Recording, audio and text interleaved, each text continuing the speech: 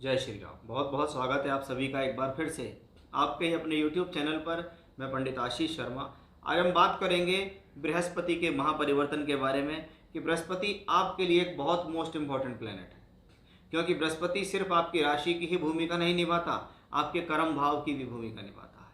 तो मीन राशि के जातकों के लिए जब बृहस्पति आपकी राशि से चौथे घर में आ जाएंगे 15 मई 2025 को और 18 अक्टूबर 2025 तक वो इसी राशि में रहेंगे, तो कैसी होगी ये स्थिति आपके जीवन के लिए, क्या लाभ है, क्या सावधानियां हैं, किन चीज़ों से आपको ज़्यादा फायदा हो सकता है, ये ट्रांजिट आपके लिए कितना शुभ है, इस ट्रांजिट से आपको क्या मिल सकता है, क्या ये गोचर, ये बृहस्पति का परिवर्तन जीवन की एक बेहतर राह की तरफ आपको ले जा रहा है, उसकी पूरी जानकारी आज आपको इस वीडियो के माध्यम से होगी। इसलिए वीडियो पर अंत तक बने रहिए। पहली बार चैनल पर आए हैं, आपको वीडियो अच्छा लग रहा है तो लाइक कीजिए, सब्सक्राइब कीजिए। स्क्रीन पर हमने अपने व्हाट्सएप नंबर दिए हैं। अपनी कुंडली दिखाना चाहते हैं, बनवाना चाहते हैं, कुंडली मिलान कराना चाहते हैं तो अपना date of birth time place share कर सकते हैं। ये एक पेड कंसल्टेंसी होगी। बृहस्पति प्लैनेट जो कि एक मोस्ट इंपॉर्टेंट प्लैनेट है, जिसको मैं शनि के बाद अवश्य हॉरोस्कोप में देखता हूँ, क्योंकि सबसे पहले जीवन में कर्म है, कर्म के बाद जीवन में फल है। बहुत से लोग जीवन में बहुत कर्म करते हैं लेकिन उनका लाभ छोटा होता है, लेकिन बहुत से लोग जीवन में कर्म थोड़ा करते हैं, उनका लाभ बहुत बड़ा स्तर का हो जाता है। ये कहाँ पे डिपेंड करता है? ये बृहस्पति पे डिपेंड करता है कि बृहस्पति 5 जगहों का कारक है, धन का प्योर कारक है, एक स्थान पे बैठता है, 3 जगह देखता है, 2 जगह का मालिक है, काल पुरुष का भाग्येश है, धन के विशेष कारक के रूप में जाना जाता है। इसलिए कहा जाता है कि जिसका बृहस्पति सुधरा हुआ है, उसके भले ही सारे प्लेनेट भी खराब हैं लेकिन फिर भी बृहस्पति की कृपा से उसके जीवन यापन हमेशा चलता रहता है। अब शनि की वजह से कर्म बली है और बृहस्पति भी बली हो जाए तो सोने पे सुहागा।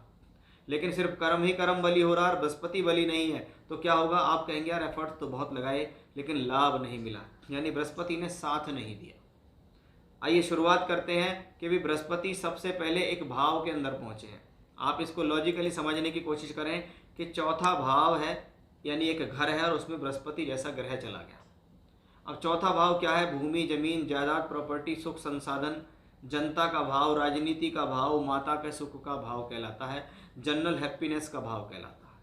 अब बृहस्पति जैसा शुभ ग्रह वहां पहुंच गया। ये केंद्र भाव है, केंद्र का पहला भाव, चौथा भाव। अब चौथे भाव के अंदर बृहस्पति पहुंच गया है, यानी एक शुभ ग्रह होने के नाते वो चौथे भाव की बढ़ोतरी करेगा।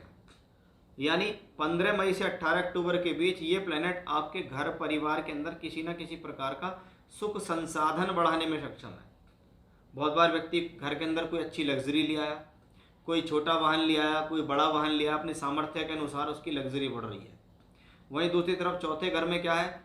आप कोई रिनोवेशन कराना चाह रहे हैं, आप कोई प्लॉट लेना चाह रहे हैं, आप कोई रजिस्ट्री कराना चाह रहे हैं, आप कोई मकान खरीदना चाह रहे हैं, आप किसी गृह प्रवेश करना चाह रहे हैं, यानी ऐसी स्थितियों के अंदर ऐसा बृहस्पति आपको सपोर्ट देगा। जो लोग जीवन में ये सोच रहे हैं कि हमारे पास कोई प्रॉपर्टी हो जाए, मकान हो जाए, कोई फ्लैट हो जाए या कोई छोटा मोटा प्लॉट हो जाए, तो वो चौथे घर में संबंधित है। कोई अच्छा वाहन हो जाए तो 4th हाउस की स्थिति है। आपकी जनरल हैप्पीनेस को बढ़ाता है ये प्लान। जहाँ एक तरफ चल रही है शनि की साढ़े साथी भी पीक पर चल रही है, वहीं दूसरी तरफ आपके मन के अंदर खुशहाली देने की पूरी कोशिश करेंगे बृहस्पति, क्योंकि वो 4th हाउस के अंदर है। माता के सुख में बढ़ोतरी करना, माता की हेल्थ को ठीक करना, माता की तरफ से सहयोग प्राप्त करना, सुख संसाधनों में वृद्धि करना। साथ ही साथ अगर आपका राजनीति से जुड़ा हुआ कोई क्षेत्र है तो ये बृहस्पति कहीं ना कहीं आपकी प्रेस्टीज को संभाल कर रखेगा। ये बृहस्पति चौथे घर में बैठा है तो जनता के सहयोग आपको दिलाएगा। बाकी तो स्थितियां निर्भर करती हैं आपकी कुंडली और उनकी पूरी दशाओं पर, लेकिन गोचर आपके लिए फेवरेबल है। ये चौथे घर में बृहस्पति बैठकर दिखा रहा है कि भाई बिना किसी अशुभ प्रभाव के मैं अपने आप में एक अच्छी स्थिति को पैदा कर रहा हूँ। तो बृहस्पति उस लिहाज से बेहतर यहाँ दिखाई दिया। अब क्योंकि वो राशि का लॉर्ड है, राशि का लॉर्ड अगर केंद्र और त्रिकोण में हो तो कहा जाता है कि इस दौरान आप जो भी कार्य करते हो उसमें आपको सफलता मिलती है। राशि का लॉर्ड आपकी राशि से चौथे घर में बैठा है तो वो इस दौरान बताता है कि जीवन में अगर आपको कुछ चाहिए जिसके लिए आप प्रयास कर रहे हैं, चाहे वो आपकी एजुकेशन है, चाहे वो आपकी मैरिज है, चाहे प्रोफेशनल लाइफ है, चाहे नौकरी है, चाहे बिजनेस है, चाहे कुछ भी है, अगर आप किसी चीज़ के लिए प्रयास कर रहे हो तो उस प्रयास में सफलता का सूचक यहाँ बृहस्पति बनता दिखता है।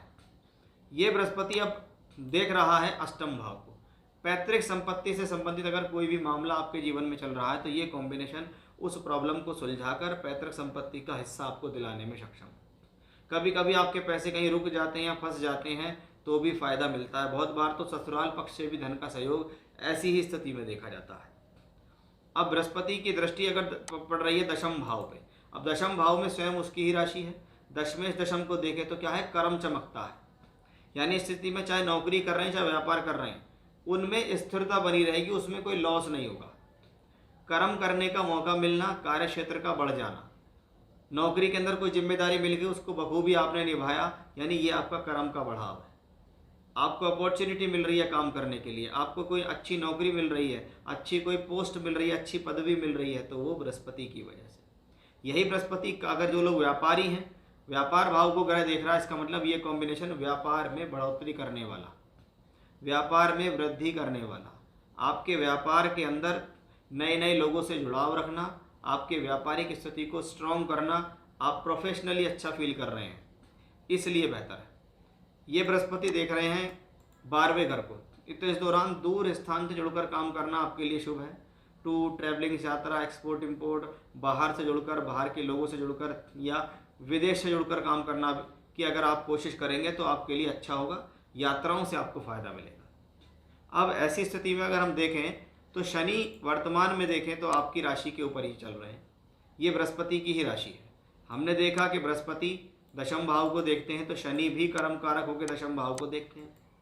तो ऐसी स्थिति में हम क्या कहेंगे कि कुछ ना कुछ पॉजिटिव आपकी प्रोफेशनल लाइफ रिलेटेड होने वाला, यानी ऐसी स्थिति जीवन में बताती है कि आपके कार्य क्षेत्र के अंदर कुछ बड़ा और बेहतर होने की संभावना स्पष्ट रूप से दिखती है। आपको लगेगा कि हाँ, इस दौरान भले ही 7.5 है, स्ट्रेस मेरे जीवन में चल रहा है, लेकिन फिर भी मुझे कोई ना कोई अपॉर्चुनिटी प्राप्त करने का मौका मिल रहा है कि मैं हार्ड वर्क कर रहा हूँ या कर रही हूँ, तो मुझे उसमें कहीं ना कहीं अच्छी स्थिति मिलती है। क्योंकि इससे पहले मैंने एक वीडियो बनाया था शनि के लिए, और उसमें मैंने आपको समझाया था कि 7.5 आपको क्या कर सकती है। तो आपको अपने मन के ऊपर बहुत कंट्रोल और संयम रख के चलना होगा। आप चाहते हैं कि आपकी मानसिक स्थिति बेहतर रहे, तो उस वीडियो में उपाय बताए हैं, लिंक आप मेरे डिस्क्रिप्शन में आप देख सकते हैं। मेरे चैनल पर वीडियो देख सकते हैं कि 7.5 के दूसरे चरण में शनि क्या करेंगे। बाकी बृहस्पति के हिसाब से देखें तो बृहस्पति बहुत हद तक आपके लिए पॉजिटिव है और सकारात्मक है। यानी कुल मिला के ये ट्रांजिट मीन राशि के जातकों के लिए बेहद खास है और बेहद शुभ दिखाई दे रहा है। जय श्री राम।